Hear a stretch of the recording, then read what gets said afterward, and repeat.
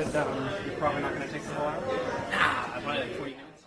I just tried it in my head. No, it's fine. Like, that's why I'm in no rush. Okay.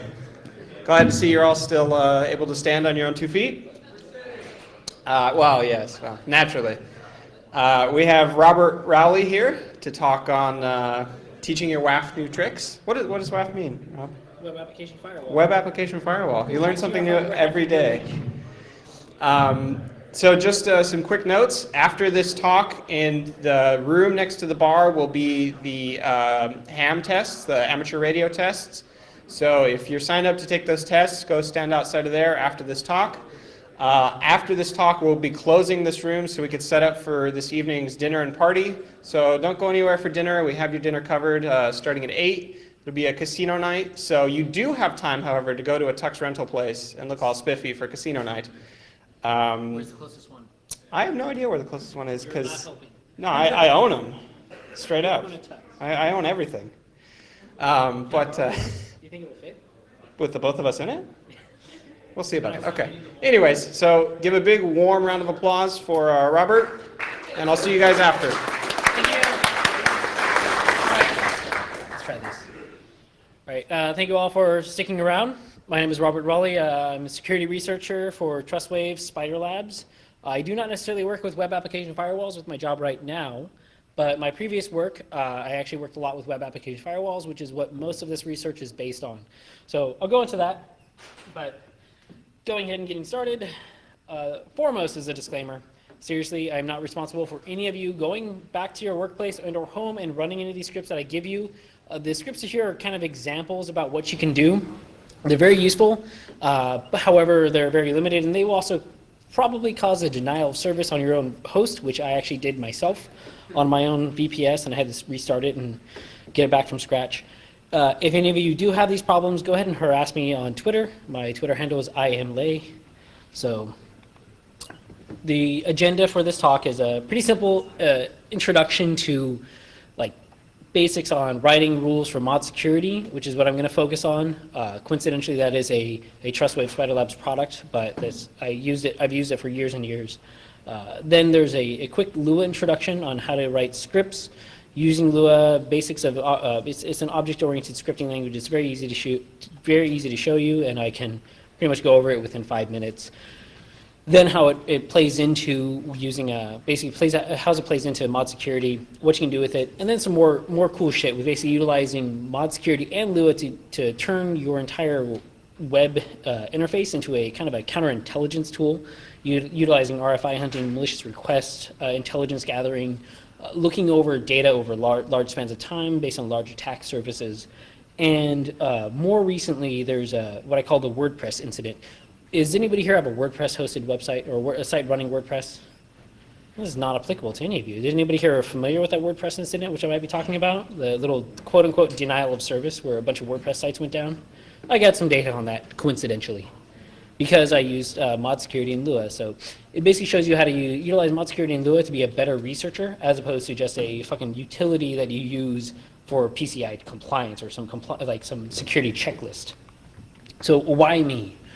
Foremost is my job right now is vulnerability assessment, but previous to this, I worked for a very large web hosting company, one of the top 10, and they hosted about 1 million plus websites. I was the only employee at that hosting company that was writing mod security rule sets, and I was writing custom scripts using this mod security rule set. So I have a specific experience writing mod security scripts and mod security rule sets for very large environments and crossing this over to this large environments. That's why, frankly, I should be able to say, I think I'm qualified to talk about this subject. Does anybody have better experience than me? Good. So the quick intro is the basic idea of the mod security is a lot of people use it to just write a rule. They either block or accept the request. Maybe they log it, and they repeat that. That's all they ever do. And I'm going to show you how to do this and how these basic rules work. But this isn't exactly what I enjoyed doing where I used to work, and I really took it to the next level. It's a level that, frankly, me as a researcher now, I don't see a lot of people doing this from an outside scope. I try to ask them for this data, and they don't actually provide it, and I was quite surprised. I'm like, this isn't hard to provide. I don't know why you're not doing it. It's good to note that mod security now runs, primarily, it always ran on Apache. It was an Apache module. It was easy to load. It ran very quickly, very well. Now it's in beta. It's actually running on IIS servers as well as Nginx. So most people actually don't have a good excuse as to why they're not running mod security. It's a good layer of defense for any web server that you're running. Unless you're running not Apache, not IIS, and not Nginx, which for my knowledge that leaves like Tomcat and some other bullshit, which you shouldn't run those in the first place. So back to the quick introduction. ModSec variables, basically it looks at various variables based on a HTTP request. And you can basically set a rule to accept or deny it. So you can look at things like args, which is these are the HTTP arguments, like get and post requests are variables. The names, type, and environment variables, files names. But more common ones are like the query string, the remote address, which is the IP address of the remote host. Request body, you can look at the cookies, you can look at the headers, you can even look at the request URA. The ones that I have bolded here are the most common ones that I ever write a rule on. But there's a lot of various useful things here. You can look at the timestamp of the request, which you can do time-based blocking on. There's a lot more than that list, but to show you a quick example of a basic mod security rule, who here is familiar with a PHP hash collision denial of service? Anybody? Just this guy, Sam, who's already seen my talk, and he's acting like it's nothing special. There's more at the end, don't worry. I've added. But this denial of service basically utilizes PHP, basically the way that PHP would gather and collect and create a hash variable for get and post requests as well as cookie values. If you told PHP to create that variable in the most inefficient manner possible, which you could do, which is called, this is where the collision part takes place, PHP would basically cause a CPU churn. So a single request would cause PHP to cause a slight CPU churn. Turns out you can make hundreds of requests within a second, which was faster than the CPU churn would be basically faster than the length of the CPU churn, which would create an indefinite denial of service environment. And this only occurred because you were creating thousands upon thousands of get or post or cookie values, basically like variables that were sent to PHP processor. And this only existed there. So this is a pretty easy rule to block, and it's a sec rule. And this ampersand here says number of args. And you do a comparison, which is the greater than 100, and the argument is to deny. So I say, basically, if the number of arguments here are more than 100, I want you to deny that. And in a very large hosting provider scenario, it's interesting because, I should say, in the individual hosting provider instance, you can basically adjust this rule to be exactly what you need it to be, which for most sites, more than 100 get post arguments is probably excessive. Anybody here have a site that actually needs more than 100 get post arguments? I didn't think so. I think you scratched your neck, and I'm going to say you did, because there was one person on the network that I used to work for that actually had more than 100. And curiously enough, I had to bump it up on the entire network, because that's basically how our rule set application worked, was to over 1,000 different get post requests or get post variables. And frankly, it's one of those unfortunately systems where, well, I couldn't really look into this very in depth enough. I couldn't say that like these are the type of things that are acceptable and not. I'm just going to blindly accept or deny based on a vague overlook at this rule set. I'm going to just count the numbers. I'm going to say, yeah, over 1,000, whatever, deny. This ended up working out in the end, but it was kind of sad in my rule because I was like, really over 100 seems excessive. But this is the basic rule. So sec rule, number of arguments, we'll say, and then you do a comparison, and then you tell it to accept or deny the request. That's a very basic rule. So I'm going to show you now how to add some scripts. Who here can tell me which one of these requests does not look like the others? A, B, or C, going down the list? B. Oh my God, you guys are awake still. You're not drinking enough. You win. I think that was Tacitus. Obviously, B here has something very interesting. In the HTTP, like basically Apache server logs, you're going to look at the request, and it's actually going to log the browser. It's the browser identification string that's supplied by the user, so it can be anything you want. So it logged the browser identification string. The first one is Mozilla for Windows NT Bach. The second one is a PHP eval script, which is not a valid, no browsers actually use that. And the third one is a Mozilla, it's a Baidu spider. Obviously, you can see something's weird with the second one, so something's going on. Let's go ahead and look at this into a little bit more. We can say that request most likely, if somebody says, yeah, my browser is some arbitrary PHP code, something's weird. So we're just going to deny that. So setting up a rule here, set rule. We can look at the request header, specifically the user agent, which is part of the request header. And if it matches the string here, PHP, we tell it to deny. This is supposed to be on one line, but it kind of ran out of space. So we tell it to deny, and this will block requests like this one. Basically, somebody making a GET request. And in this example, we're doing proc self-environment. This is actually a real-life example of a type of attack that isn't very popular or isn't very talked about very much. But this is a local file inclusion attack. When you have an LFI incident on a PHP ran website, and the PHP site will do a local file inclusion, you can tell it to include either the Apache access logs, or in Debian, Ubuntu, and other Linux systems, you can tell it to include the specific special file in the proc file system called proc self-environ. This is the null byte to tell it to stop there, but it will actually include this file, which will include this information, which is the browser string. And it will happily open that file, start executing it as if it got input from a PHP file. So it'll start printing out some bullshit because it said, oh, this is some bullshit, and then it'll encounter what looks like PHP code, and it just starts executing PHP.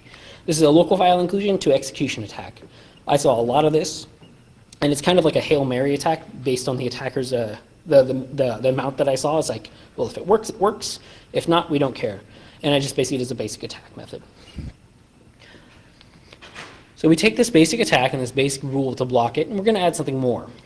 We're going to say exec a script. So execute this script called dirty firewaller, and it's written in Lua.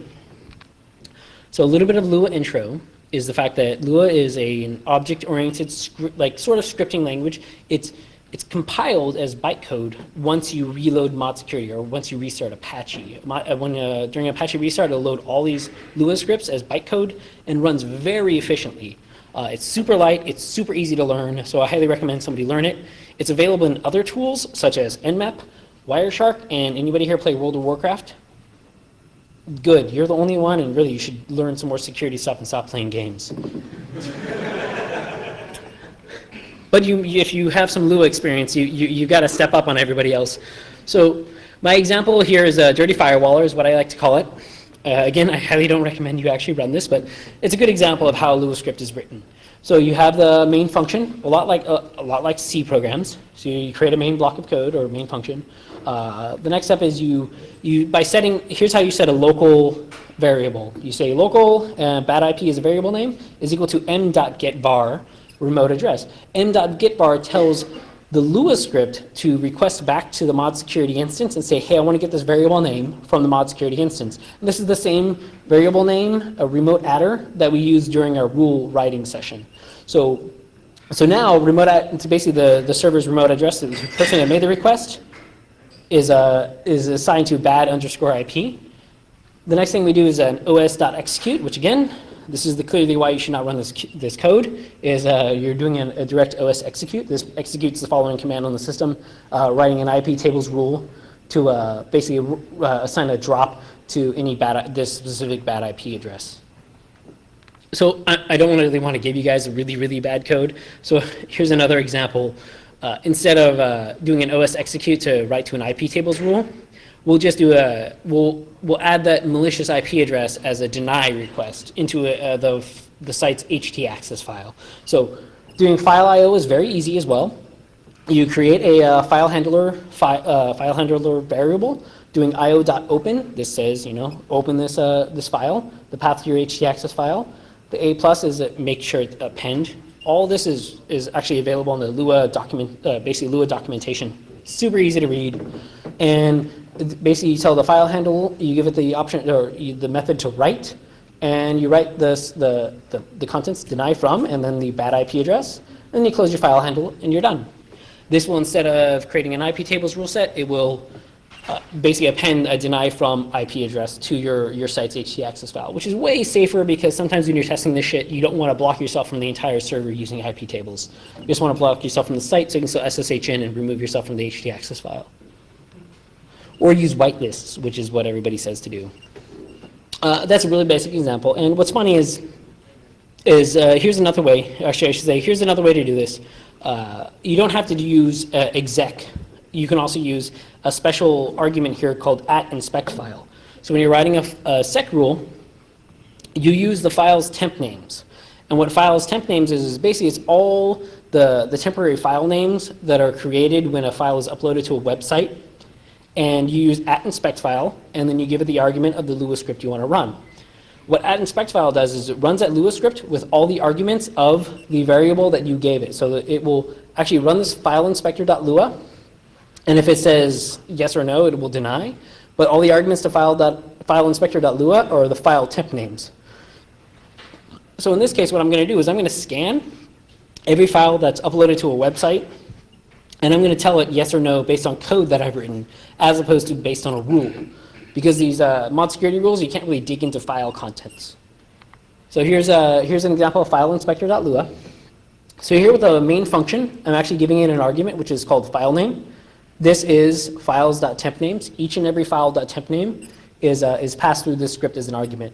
So it's ran through each file that's uploaded via website. Again, it's opening a file handle. So its file name is the temp directory file.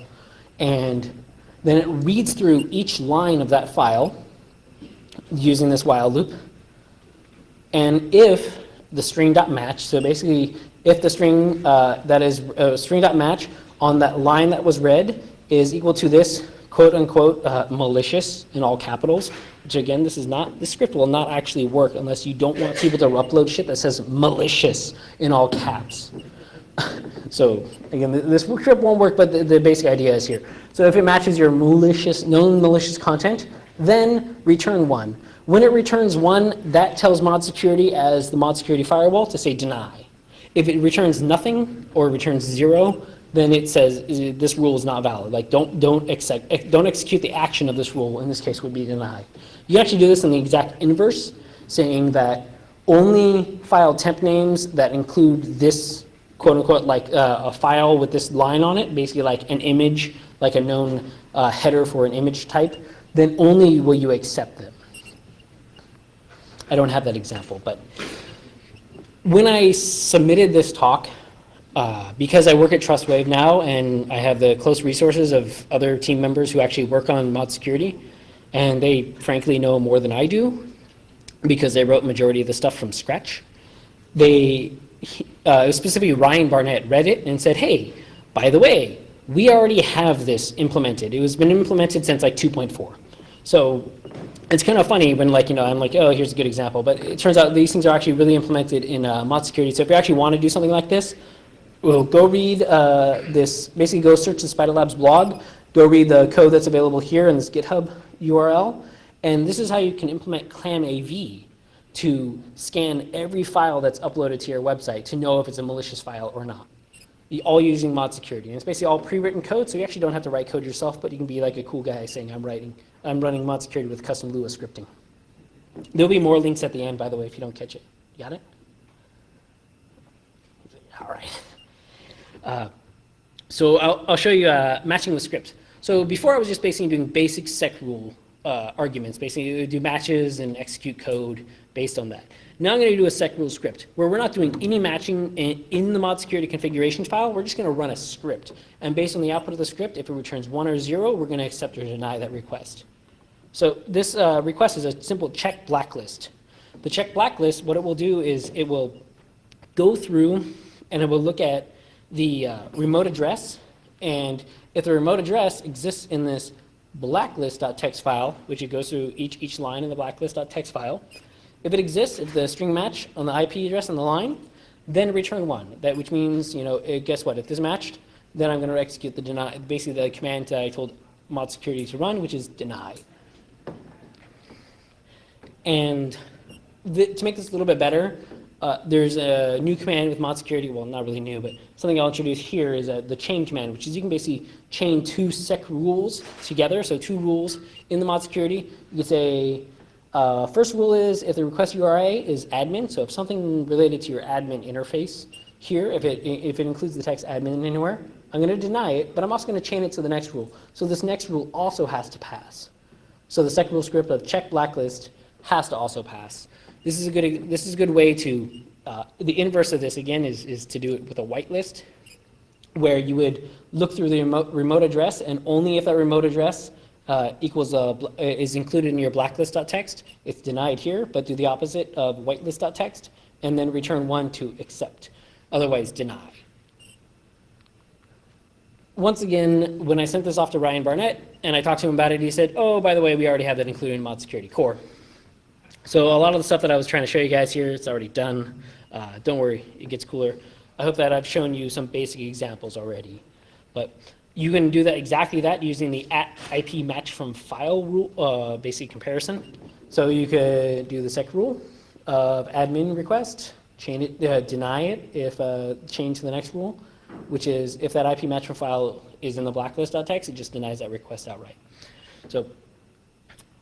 So Ryan Barnett basically is caught everything up to what we've done so far, but I'm going to show you guys something a little bit more. I hope I have enough time. I'm going to look at my clock. I got lots of time.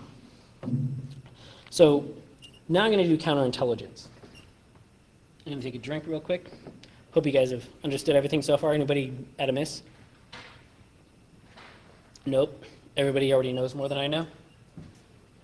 No? You don't count. You play WoW.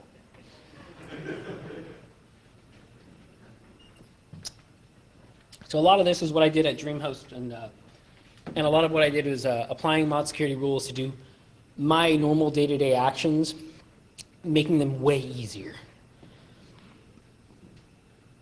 Here's a script I call RFI hunting, remote file inclusion shell hunting. So I've seen a lot of blog posts about a lot of people that want to talk about web app sec, and a lot of them like to post I found all these evil malicious shells because I grepped my HTTP access logs for something that looked like a shell, like an HTTP call or things like this. In this example, it's pretty easy to pull this from your HTTP access logs. The get is your thumb.php, which would be some retarded thumbnail program that you have, and the argument is the source is this site.com shell.txt. That's super easy to pull from your logs afterwards. It's mundane, it's stupid, you're going to get the simplest ones, and you're actually going to spend a lot more time than literally grepping the file and wgetting these shells than you ever need to. And it absolutely is useless if they just change their attack to a post request, because this is what your Apache logs would probably look like with a post request. Just a post.thumb, or a post.thumb.php. You have no idea what's going on here, you don't know if it's malicious, you're just kind of guessing at it. You think that might be where the point of attack is, but you don't know, because it's a post request and Apache doesn't log post data.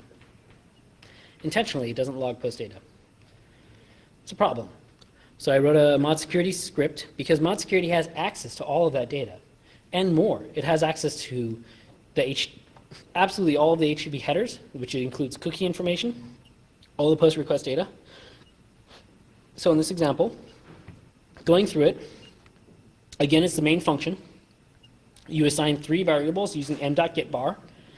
The third one, the local args, m.getVars, is very important because that basically grabs an array of data. And then you have to use a for loop to iterate through the value of args, which is the arguments, basically the post data that was sent. And if that data that was sent matches the value, basically the args j matches value of HTTP. So if it has HTTP somewhere in it, that's what we want to look at. Then what you do is you actually open up a log file here. This is specifically supposed to be a log file. Temp backdoor is just a generic place to put it. You append to that log file, and you write to that log file information such as IP address. The dash dash dash is just some bullshit in case arguments have new lines.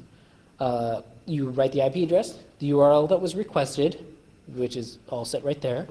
You write the argument that matched HTTP, and the name of the argument that matched HTTP, and then the value of the argument that matched HTTP. You either close your log file here, and then you do os.execute. Using wget, these commands basically open up a new file based on which include the entire the request URI length, which is domain path. And then you dump it to temp RFI files, the value of this. So basically it'll go in, and when it sees an RFI attempt, it sucks down that RFI file, saves it to a unique location, and then moves on. In fact, in this specific one, it actually doesn't say accept or deny. So whatever your default rule is, it will accept or deny. You can accept it. You can say, I don't care that you tried an HTTP thing, but if it looks like an RFI attempt, I'm going to download that, and I'm going to send a non-obstructive response. And now what you have is an RFI folder that's full of potentially remote file included shells. When I first wrote this code, I honestly didn't think it would work that well. And within a month of me writing it and just kind of running it on my test server, turns out it fucking works. And I have examples of remote file, basically PHP-based shells that people were trying to inject on my sites. None of these were successful. These were just dumped into my RFI shell location. This one specifically is kind of funny. It's the Sembon crew. I don't know who they are. Anybody here from the Sembon crew? You know who they are? It's you. I'm going to find you. I know where you work. But what's interesting too is that this is the RFI bot. Explicitly stated it's an RFI bot. And obviously, like, I pulled it based on my RFI loggers program. It has a version number. It has error reporting 0 or 1. It has a mode. And there's comments. There's very detailed information about the various attacks that they try to use and basically the stuff they go. And if you guys want a copy of this, I can give you copies of the remote shells. I really don't care. I mean, I pulled them all down. If you guys want to run, this is not really a honeypot. I call this a wasp nest. Basically, like, I'm not trying to just suck you in. Like, you attacked me. I'm going to fuck with you now. I'm going to go and find out all the information that you tried to inject on my site. I'm going to attack back now. Not really attack back, but I'm going to know everything you know that you attempted to do. I know everything about their RFI attempt, as well as their backdoors. They have no secrets that they've kept from me. And this is why I'm running this on a basic WAF. And this is why this is basic counterintelligence, and this is why a WAF is way more powerful than most people are actually applying it to be. Here's another one. This one is using like HTML. It's got this weird title in it. I don't even know. I just wanted to make fun of these guys because it just seemed like this is like write your own RFI bot shell. I'm like, I don't even know what's going on, but like it's obviously, it seems to me some guy is like 15 or 16 trying to write an RFI inclusion shell. And it works. I mean, it didn't work on my site, but I obviously snarfed their data, and now they have no concept of the fact that I snarfed their data because they think their RFI shell worked, because their request initiated a request from my server to pull that data down. They think it worked. I just pulled their RFI shell. It doesn't exist on my site anywhere, but now I've got a copy of it, so I can do counterintelligence. A lot of what I did at my previous work environment was basically detecting these on post-compromised environments. So if a site was compromised already, what I would do is when the customer would notify us, they'd be like, I don't know, my site's compromised, or I don't know what's going on. I would be the one that would go out there and scan and identify all the backdoor shells on their site and disable them and give the customer basically a simple report saying, here are all the compromised shells that I found on your server. Even more so than that is I was able to utilize mod security to flag when attempts were made to compromise the site to initiate a scan for known malicious, basically remote file inclusion shells, basically PHP shells, and scan for those and pull them off the site and notify a customer that didn't even notify the host. The customer didn't even know they were compromised. It's just the host sent out a notification. Hey, by the way, we noticed you were compromised, and we cleaned everything up already, but here's some recommended actions for you to take from here on out. And that made things just absolutely like crazy for that host. Again, previous work. So here's a good example of what I call better than a blacklist. A blacklist just accepts and denies based on malicious requests. And really, I want to do more than that. So an example here is a known malicious request comes into the web server. The WAF script is ran, and it sees this as the known malicious request. So what it does is it captures the request, doesn't send a response. It'll send back a deny. It doesn't allow the web server to process it because it knows it's malicious. And then it logs the IP address. And this is key. So it logs the IP address so that later, an unknown malicious request, just a generic request coming into the web server, will hit a different WAF script that if it's an unknown host, just sends it an unobstructed response. We're going to send you a normal response. We're not going to worry about it. But if this is the known malicious host that has previously hit us with a known malicious request, we're going to say that this host is malicious, and anything else they send us is probably malicious as well. And so we'll capture the request. We'll not allow it to actually be processed on the server. We're going to log every bit of data about that request as possible. We're going to then later process those logs and look for new attack types that these attackers are using. This is putting it together. These are the basic examples of mod security rules that will work. These are two separate rules. They're not chained together, but these are two separate independent rules. The first one is, as I showed you earlier, an example, the request headers user agent looking like a PHP script. We're going to deny it and then execute the blacklist IP.lua script. The second rule will use IP match from file and then look through blacklist.txt. And if that IP address exists in the blacklist.txt file, deny it, but send them a status 200, which says everything was okay, you're just not getting any data back.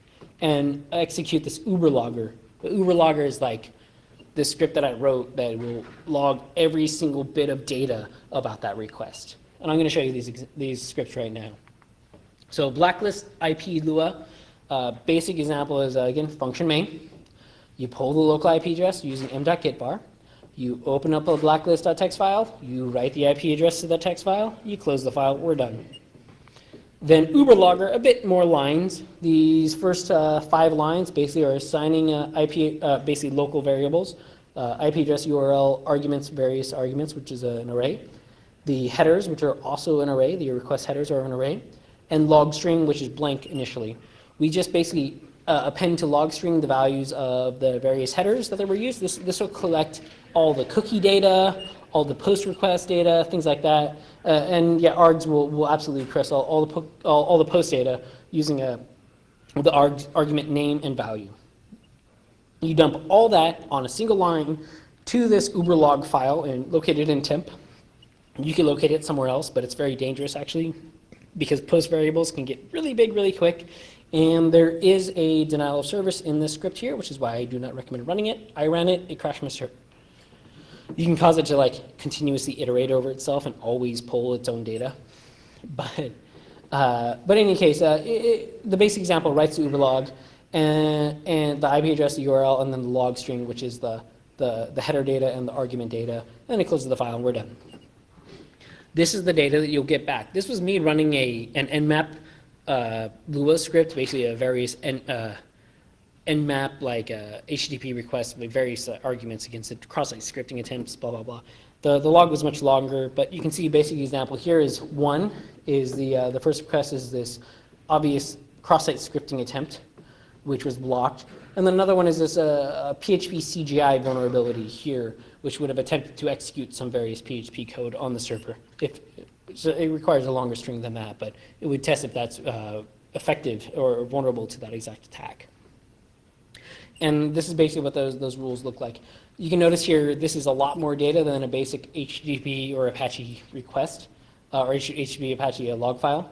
The request headers are there, and you can get the user agent, you can get the fact that it's nmap scripting engine, the request headers, connection closed, the host IP, the various arguments that were used via post request or get request in this sense. So you can use these scripts to capture only malicious requests. You can log far more data. Like I've been mentioning, it's information like the request headers, the post variables, cookie data, the file uploaded data. You can get GUI IP information, do automatic response. If you say that I'm not certain about this request, but they're from China, so fuck that. Our customers aren't from China. We're just going to deny it now. You can look live data on the attacks, and you can also make pretty graphs. I mentioned pretty graphs, not like pretty as in beautiful, but pretty as like, they're pretty okay. So let me show you some of those graphs. This is actual data that I pulled. And this data is purple and an orange line to most people looking at it. The purple line is an E107 CMS code execution vulnerability, a very specific vulnerability against E107. The gold line is a very specific SQL injection vulnerability against Zencart. And what's interesting about these is this is live data, and this is about 10,000, maybe 15,000. This bottom line here is 15,000. It doesn't break that line really very much. And that's the base data. This is what I kind of called background data on the internet. Like both of these vulnerabilities at the time of this data being collected have been 2 to 3 years old. And you can see that this is why I call it background data, because let me introduce to you a new vulnerability. This is all collected in 2001, 2002, when this new vulnerability against WordPress Tim Thumb had been released. And that's what that vulnerability looks like. It was released just before the start of this graph, like about a week beforehand. And you can see something interesting is that there was this little spike right here. This is about a couple weeks in, and then this massive spike, and then it dropped down to almost the level of background noise. Basically, it was just something normal, but then it quadrupled whatever the background noise was at that time, quadrupled or more, the various basically attacks per day that we saw. This was a specific attack against Tim Thumb. Who here remembers this? This is about end of 2011. Only you, Sam, because you've seen this talk before. I know you saw it before. Don't shake your head. I was there. I know, because I gave the talk. But what's interesting is the first spike happens around November, beginning of November. This second spike where it really picked up was about 2 months later. And I found this novel. It's interesting. It's very strange to see an initial spike and then a lull. Right here, there's a lull. It kind of hit this background noise level. And then it picked up and it remained very affluent, very, very strong attack. So I'm going to show you a little bit more data. I'm going to expand this out about 3 more months. And I'm going to add another vulnerability. So the green line is still the Tim Thumb-based attack. You can see this is the lull. And it spans out. And it still actually maintains this level where it's 4 times or more the basic noise. And you're probably wondering what this red line is. Who here's, I mentioned it earlier, the PHP CGI vulnerability. Anybody very familiar with this? If the correct, well, let me explain it real quick. When Apache is running PHP as a CGI module instead of basically running it as a mod PHP, it was vulnerable to an attack where the arguments sent, basically everything following a question mark, would be executed as if they were command line arguments. So you can do it flags. You can say, oh, by the way, don't execute the PHP code, just give me the source code, which is for some reason a command line argument for PHP. So you can say PHP-S and then file name, and it just prints out the file contents as opposed to running cat the file name. So PHP gave the developers of PHP gave PHP these various command line arguments, which worked against them here when PHP as a CGI vulnerability came out. I should also add that other arguments included -T, which is test mode. It basically ran the scripts as many times as possible until it caused CPU utilization. So that's a denial of service environment. It also happily lets you say things like, oh, ignore the PHP configuration file. I'm going to override it with these values. So you can tell PHP to run, oh, by the way, ignore any configuration files. Oh, by the way, also, the next argument, just execute that blindly. So it was effectively remote code execution with PHP. Super easy. And what was interesting about this attack was where I was working, we were giving forewarn a notice about the vulnerability where about a month beforehand, they said, hey, we found this. You guys are vulnerable to it, by the way. And we're like, oh shit, thanks. And we wrote we wrote a mod security rule saying, don't allow anybody to send arbitrary, what looks like command line arguments to PHP. Just block that request. And by the way, log it, because I was very interested in logging things. So right down here, you guys probably can't see, there's about a week or a couple of weeks of lead time where it's just nothing. Something's reading logs here and there, and those are just people testing stuff and various false positives. Then suddenly, this giant spike happens. This first day of a giant spike was literally the day the CVE was dropped. That was the O day. The day that everybody knew about it, immediately everybody started attacking it. What's interesting is about a week or so later, everything stopped. And then about exactly 2 months later, everything started again. In fact, it was more forceful, or basically almost equally forceful as the first time, with this one day, and even got more so about a month, 3 months later. What's very interesting about the correlated data, and I only have two data sample sets, but with Tim Thumb and with PHP CGI vulnerability, it was exactly a 2-month lead before shit, initially it was an immediate attack with PHP CGI here, as well as an immediate attack with WordPress Tim Thumb attacks here. Almost exactly 2 months later, shit picked up again and maintained. Exactly the same thing happened with PHP CGI, shit picked up again and maintained out to what I have available with the data logs here. Any questions? No? DG is running. I got 10 minutes? 15. That was like a fucking ninja shit right there. It was like 15. So before I go in with the WordPress incident, yeah? Same. I don't know. I just have data. That's kind of what I felt like. Exactly what I felt like. It felt like it was development. Both of you saw my talks before. No, I'm just kidding. Yeah, exactly. That's basically like what I feel is if that was development time for the attackers to A, develop their own method, their own module to initiate that exact same attack, and B, like send that module update to all their bots around the internet. So that's kind of what I felt like. I don't know. I have no data. That's just kind of what I feel. And I mean, I agree with both of you. Both of you I've seen at security conferences before. So with the three of us, we now have a consortium. We've conspired, and we all agree that's what happened. It's not fact, but we all agree. Like gravity or evolution. It's a theory. It's very solid, but it's a theory. But so any other questions before I go into my last little bit? Nope, good. So let me talk about this WordPress incident. This is kind of like talking about monitoring remote brute force attacks. There was a beginning of basically April 2013, just a few months ago. This was reported by several large common shared hosting providers. And they said, there is a WordPress brute force happening right now, and this is why your sites are down. It's very interesting to hear this because you rarely ever see something like this saying, this is why your site's down, brute force attack. And a very specific security reporter, I'm going to call him Mr. Brian K., he blogged about it, and he said this is a botnet recruiting run.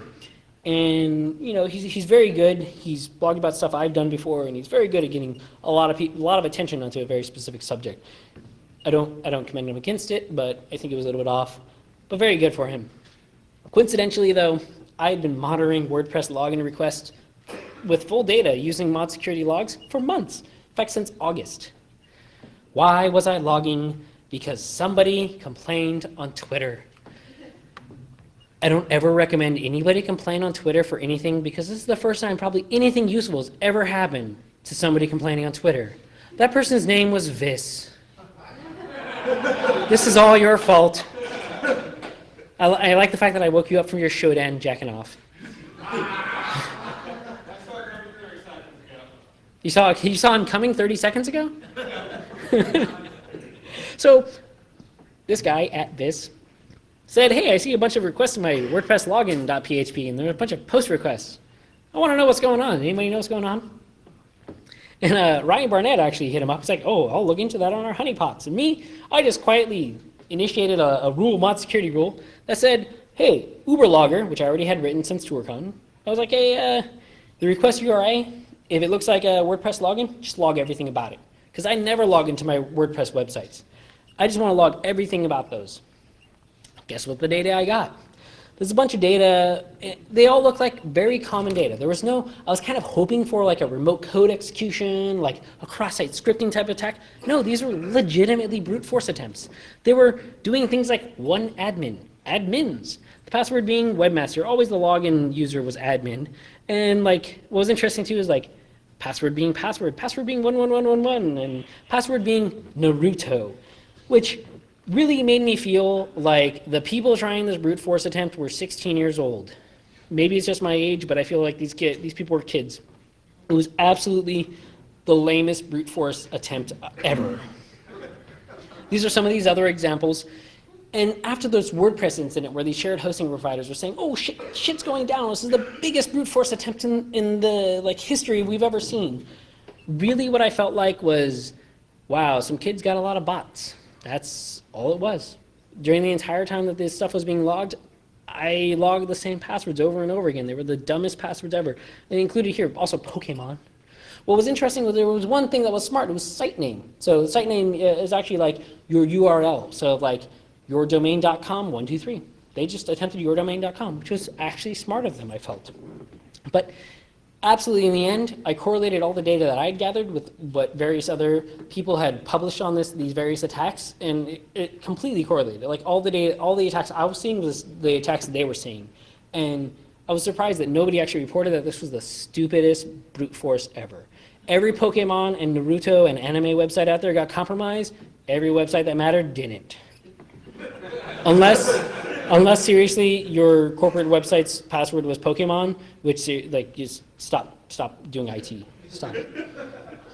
So again, like if I haven't made it clear enough, it was brute force. Yes, it was a very heavy influence, like a lot of request brute force, but it was super lame. And anybody who actually got compromised related to this was dumb. So, or didn't matter. Like, it's fine if you had a Pokemon fan site and it got compromised, that's fine. There's no problem there. Like, that site didn't matter. Sure, you got compromised, whatever. Move on with your life. Get a better hobby. Serves them right. Yeah. But it got press because sites were going down. And really, this was actually, to me, I felt like this is a failure of WordPress. Like, excessive requests to authenticate were a problem. So I kind of actually poked into the WordPress authentication methods, and I found a lot about them. But I ended up writing a WordPress blog post about this on the Spider Labs blog, which I recommend you go to and check it out because it's kind of cool how I wrote that. But also, WordPress is completely a buzzword for security incidents. Like, you have security incident and you add WordPress, and now you got like 10 times more viewers because it's just how it works. Because everybody gets a minor hard-on or a little chubby about WordPress security. And pretty much that's the end of my talk. So here's a bibliography. So these are various links. The modsecurity.org website and lua.org websites are great resources to just pull in data about how to write your own mod security rules and how to write your own Lua rule sets. The Spider Labs blog variously gets either posted by myself or Ryan Barnett or some of the other people in the mod security team. I'm not on that team, but the mod security team and myself, I wrote some stuff about various attacks, and they write some phenomenal rule sets on the Spider Labs rule, Spider Labs blog, and including a specific rule how to block that WordPress attack, brute force attack. The Spider Lab GitHub is there, and if you seriously want my code, it's over here in GitHub/Rowley. And I don't recommend you run it, but you can look it over if you want to really pick it apart and tell me I was stupid for running something in some way. It's fine. And if you guys really hated my talk, go pitchfork me on Twitter. There's my handle again. I'm going to accept it. Come on. But any other questions or such? Oh, shit. Let me go back to that. Any questions? Who wants to buy me a beer? Who wants to buy themselves a beer? Awesome. I got at least 2 people that owe me beers now. Not Sam Adams. I'm done. Yes, question? Talk at DEFCON last year? No, I did not. I gave a juice jacking talk at Sky Talks, which is about with cell phone security. I've seen part of this somewhere. I gave this talk at ThoughtCon. Before that, I gave it at Baythreat, and I gave it at TourCon. But I've added new stuff since. Sorry, so it was at TourCon, but I added all the WordPress stuff here. So you guys got new stuff. Thank you. Thank you. All right, I hope I finished early enough for everybody to get some drinks and some dinner. Drinks, drinks, drinks, drinks, drinks, drinks, drinks. Oh my God, Datagram's not here yet. I fucked it up.